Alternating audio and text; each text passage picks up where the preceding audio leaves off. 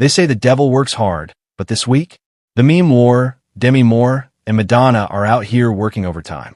And at the center of it all, young Miami, allegedly saved from Diddy's dark spiral by two unlikely guardian angels. Yes, that Madonna and that Demi Moore. What started as champagne and private jets may have nearly ended in disaster behind mansion walls. And now the whispers aren't just whispers anymore. According to insiders, what Demi saw was so disturbing, Madonna herself stepped in to pull young Miami back from the brink. This isn't a conspiracy theory. This is survival, fueled by money, power, and secrets even Hollywood couldn't script. Let's get one thing clear. This is not just tabloid gossip. Because when Madonna, yes, Madonna, steps in to pull young Miami out of Sean Diddy Combs' twisted inner circle, that's not just tea. That's a rescue mission. And here's where it gets darker. Sources say Madonna wasn't alone. Right there, behind those heavily guarded mansion doors, was none other than Demi Moore. And what she witnessed might not just be immoral. It might have been criminal. We're talking hush-hush parties, cameras off, NDAs stacked to the ceiling, and a scene so disturbing it sent one Hollywood icon running, and another reaching back to save someone caught in the spiral. So the real question isn't just what Madonna saw. It's why Demi Moore hasn't spoken since. Let's talk about Demi Moore. Because if you're wondering why her name keeps surfacing in conversations about Diddy's inner circle, you're not alone, and you're definitely not crazy. This isn't some left-field cameo from a retired Hollywood actress. Demi has been orbiting Diddy's world for years, and now that the heat is closing in, her past connections aren't just resurfacing. They're raising serious questions. Long before young Miami entered the picture, before the federal raids, before the leaked surveillance footage and the walls started closing in, Demi Moore was already inside the house. Literally. And we're not talking one-off industry parties or passing red carpet moments. We're talking multiple reports placing her at intimate Diddy-hosted gatherings, surrounded by some of the same names we now know are being subpoenaed, investigated, or, frankly, hiding in plain sight. And don't forget her former husband, Ashton Kutcher, whose ties to Diddy go deeper than most people realize. Back in the early 2000s, Ashton was Hollywood's golden boy, hosting the most exclusive house parties with A-listers and tech billionaires mingling like it was no big deal. But behind the velvet curtain, allegations, whispers, and NDAs. And Diddy? He was there. Repeatedly. Some say religiously. In fact, Demi and Ashton's old compound was rumored to be a secondary location for certain VIP after-parties that were too hot, too risky, or too disturbing for even Diddy's main events. Think about that. Demi wasn't some passive observer. She was in the room. Now here's where things turn from murky to outright disturbing. Enter Rodney Lil Rod Jones, Diddy's former producer turned whistleblower. His lawsuit? It isn't just naming names. It's drawing maps. One of those names, allegedly tied to private surveillance footage, is Demi Moore. According to Busby, the attorney representing Lil Rod, there is actual video evidence, not rumors, not innuendo, but hard footage, that allegedly shows a very famous actress engaging with individuals who may not have even been of legal age. And while no names were formally confirmed, insiders were quick to put two and two together. A Hollywood legend, early 2000s icon, deeply tied to Diddy and known for a certain youthful taste in past relationships, one source teased. All roads led back to Demi. Now, let's be crystal clear, nothing has been officially proven. But in the court of public opinion, and in the shadows where these power brokers operate, silence speaks volumes. And Demi's silence? It's been deafening. She hasn't issued a statement, hasn't denied a thing, and insiders say she's been extremely cautious about where she goes and who she speaks to. But here's the twist that's really shaking the table. Despite all that, she allegedly made a call. A private, urgent call to Madonna. About young Miami. About what she saw. About getting her out. So the question becomes, what did Demi Moore see inside Diddy's world that spooked her? An actress who has seen everything Hollywood has to offer. What pushed her from silent witness to reluctant whistleblower? And is she next on the subpoena list? Or has she already flipped? Because if the rumors are even half true, Demi Moore may not just be another name in the story. She might be the thread that unravels everything. 4 months. No years. The internet was sold a dream. Young Miami, the city girl who finessed the bag, landed the billionaire and had him eating out of the palm of her hand. From lavish yacht vacations to VIP red carpets and surprise Birkin drops, the narrative was tight, clean, and aspirational. She wasn't just winning, she was thriving. A walking mood board of luxury, loyalty, and limitless power. Diddy was her man, her sponsor, her sidekick. And every time someone tried to clown her for sharing him, she clapped back with that signature Miami slick talk and remind the world. She wasn't the side chick, she was the vibe. But what if that entire image was a mirage? Because in light of new allegations, especially what Demi Moore is reportedly saying behind the scenes, people are starting to realize the city girl in control narrative may have been a carefully crafted illusion. Worse, it may have been a mask for something much darker. Let's rewind. Remember the tension between Young Miami and Gina Huyn? The public shade, the social media posts, the not-so-subtle jabs? At the time, everyone thought Miami was being possessive, staking her claim, letting the other girls know who ran the castle. She called Diddy her man on national TV, threw drinks in Gina's direction, and made it very clear. She wasn't one of the girls. She was the girl. Fans ate it up. Black Twitter called her the HBC, and blogs crowned her the queen of the soft life era. But what if her aggression wasn't dominance? It was desperation.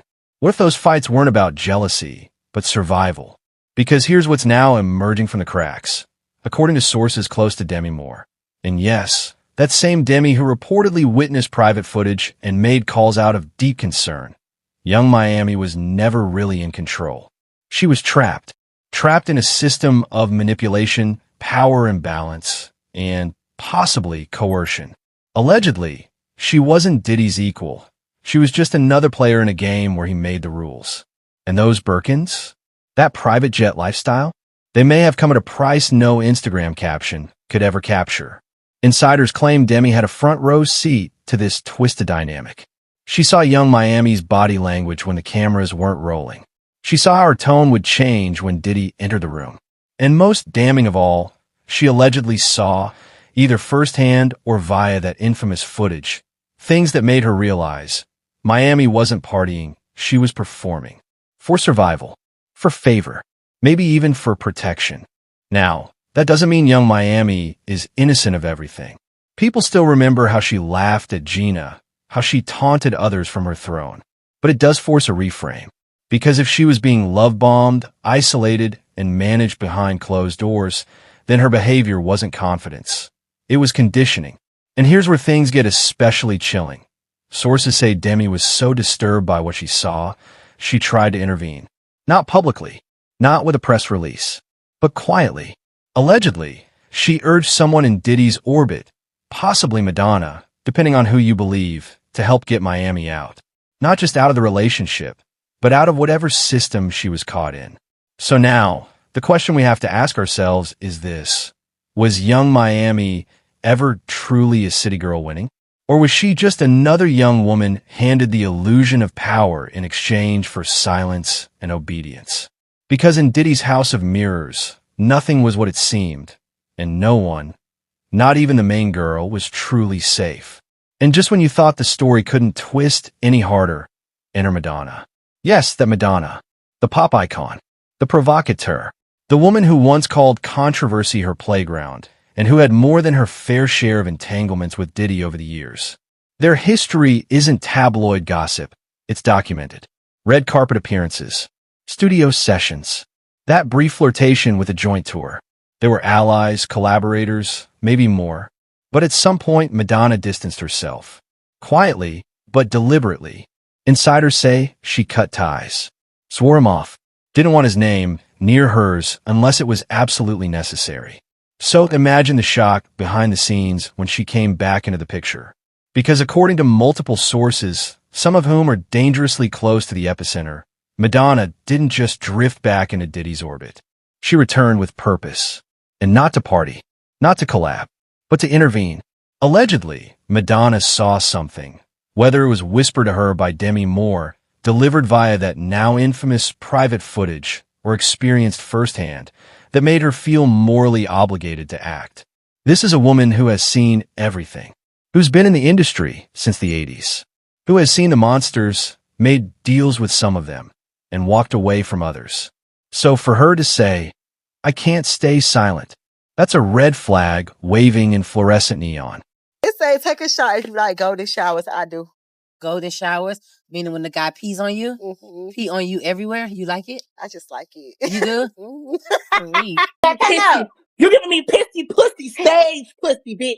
Pee on me, bitch. What she? Pee on you, period. Period. Hashtag pee on you. Pee on you, period. Bitch, because I already Pee on you, period. this shitty Pee on you, any day period. home.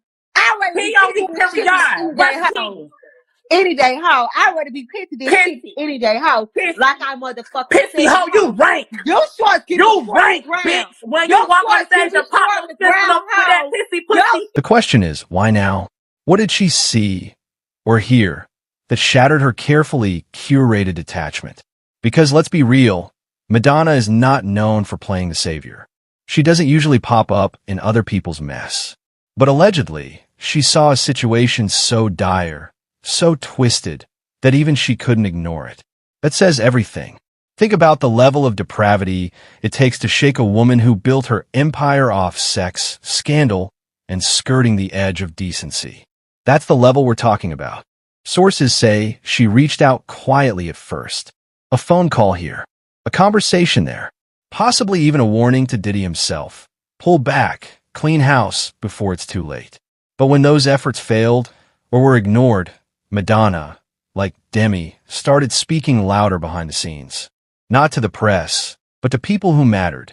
Lawyers, executives, women in danger. Allegedly, she pushed for some of them to get out. And this is where the tension spikes, because Madonna doesn't move without intention. Her breaking her silence, even behind closed doors, is the kind of signal that makes everyone else in Hollywood sit up and listen. When she calls something a crisis, the room goes quiet. When she says someone crossed the line, it means the line wasn't just crossed, it was obliterated. So now we have to ask, if it took Madonna, the woman who's been accused of everything and survived it all, to finally say this is too much, what on earth was going on in Diddy's world that made even her flinch? Because when Madonna starts whispering, Hollywood panics. And in this case, she wasn't whispering for fame. She was whispering for help. And now we dive into the darkest corner of this entire story, the alleged freak-off world, a word that's become synonymous with secrecy, exploitation, and an industry underbelly that most people would rather pretend doesn't exist. But once you hear it, you can't unhear it. Once it's described, you can't unsee it. According to insiders, the term freak-off wasn't just some wild nickname for parties. It was allegedly a coded reference to ritualistic, hyper-controlled orgies, hosted by Diddy and attended by a rotating door of celebrities, influencers, and if the worst claims are true, people who had no business being there. Think luxury penthouses, confiscated phones, piles of designer drugs, and women who didn't even know what city they were in. But it wasn't just about sex. These weren't wild nights. These are power plays, psychological warfare. A place where people were stripped of more than their clothes. They were allegedly stripped of agency, boundaries, even memory. And this isn't new. Because if you've been paying attention, this disturbing pattern echoes what Cassie described in her explosive court testimony. She said Diddy forced her into encounters with male sex workers while he watched. She said he filmed her, controlled her, broke her down over time with intimidation and trauma bonding. Her legal team called it a cycle of abuse wrapped in wealth and fame. She said she was trapped in a world where no didn't exist, and that freak-off-style events were part of her reality. And now, we're hearing it wasn't just Cassie. That this freak-off world allegedly stretched across years and coasts, involving a network of handlers, drivers, assistants, and A-listers who knew exactly what was happening, or turn a blind eye. There are whispers of people being recruited, flown out, prepped, not as guests, but as props, controlled by threats, NDAs, or in some cases, blackmail. Yes, blackmail, the kind that ensures silence, even when everyone knows what's going on.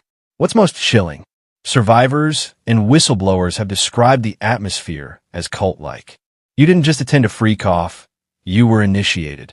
Your secrets were harvested. Your limits were tested. And if you survived, you were rewarded with clout, cash, or connections. If not, you disappeared, quietly, forgotten by the industry. This wasn't partying. This was psychological manipulation dressed up in designer clothing, and the deeper we dig, the more obvious it becomes. This wasn't just Diddy. It was a system, a pipeline, and freak-offs. That was the entry fee. If you think the freak-off allegations are shocking, you haven't been paying attention, because Cassie already told us this story. Years ago, in a courtroom statement so raw, so graphic, it stopped even Diddy's most loyal defenders in their tracks. She painted a picture of a man obsessed with power, control, and degradation. Someone who turned love into a leash. Cassie said it started subtly. He isolated her, convinced her she needed him. Then came the psychological warfare, verbal abuse, surveillance, threats disguised as concern. But the most disturbing part? The nights he allegedly forced her to sleep with male sex workers while he watched. She wasn't allowed to say no. She wasn't allowed to speak up. And it was all recorded. Every single time. Her humiliation became his entertainment. And when she tried to pull away, he tightened the grip, using fear, shame, and footage as leverage. In her own words, I felt like a prisoner, like I was performing in a nightmare I couldn't wake up from. And now, with new freak-off stories coming to light, we see that same pattern playing out again and again. Celebrities, models, influencers, all wrapped in Diddy's orbit, all allegedly subjected to the same twisted formula. Break them down, lure them in, control their every move. But here's where things take an uncomfortable turn, a twist that no one saw coming. Because just as the world rallied around Cassie, horrified by what she endured, a male escort has come forward. One who claims to have participated in those exact encounters. Only his story complicates everything. He says yes, he was hired. Yes, Diddy was present. Yes, it was filmed. But according to him, Cassie was the one who initiated the act. Now, before anyone rushes to judgment, we have to understand what this could actually mean. Because in cycles of abuse, especially ones tied to power, celebrity, and control, victims often mimic the behavior of their abuser. Sometimes to survive, sometimes to reclaim a sense of agency in a world where they have none. And sometimes, because they've been so thoroughly conditioned, they don't even realize they're reenacting the trauma on someone else. So was Cassie complicit? Or was she coerced? Was this survival or submission? The escort's claim doesn't erase the years of documented abuse Cassie endured. If anything, it adds a new layer to the horror. Because it shows that Diddy's manipulation didn't just hurt people, it changed them, warped their sense of self, turned victims into pawns, into tools, into unwitting extensions of his control. The truth is, in Diddy's alleged world, lines blur. Consent crumbles, and what looks like power on the outside might be nothing more than someone clinging to whatever scraps of autonomy they've been allowed to keep. And that's what makes this story so chilling. Because if Cassie, someone with fame, beauty, and public support, could be reduced to that, what happened to the women no one ever heard from? So now that all the whispers have turned into confessions, and the NDA cracks are becoming fault lines, we have to ask, was young Miami really in love? Or was she in danger the entire time? From the outside, it looked like a win. City girl turned mobile girlfriend. Private jets, matching Maybachs, designer bags stacked higher than her billboard placements. But now, in the cold light of everything we know, that so-called fairy tale is starting to rot at the core. Was she being celebrated or weaponized? Did she get close to the throne because she wanted to, or because she had no idea how high the cost of entry really was? And let's not forget Madonna, a woman who's seen the darkest sides of fame and still managed to outrun them. She's not naive. She's not easily shocked. So what did she see that made her break decades of silence? Why now? Why this? And Demi Moore. Her name came up like a warning shot, distant but loaded with implication. She didn't make a TikTok. She didn't issue a press release. Her presence was whispered, allegedly captured in footage that, if true, changes everything. So what finally pushed her to speak up, even in coded form? Was it guilt, fear, or the weight of too many secrets finally breaking through the surface? Because the truth is, this is no longer just about Diddy. It's about a system that allowed him to flourish. A machine that fed him fresh faces, fresh victims, and fresh silence for decades. And if this many people knew, even in fragments, how many others are still trapped? How many voices haven't spoken yet? Because they're too scared, too traumatized, or too bought and paid for. And the scariest question of all, who's next to break their silence? And what will it cost them? This isn't just a story anymore. It's a reckoning. And something tells us we're only scratching the surface.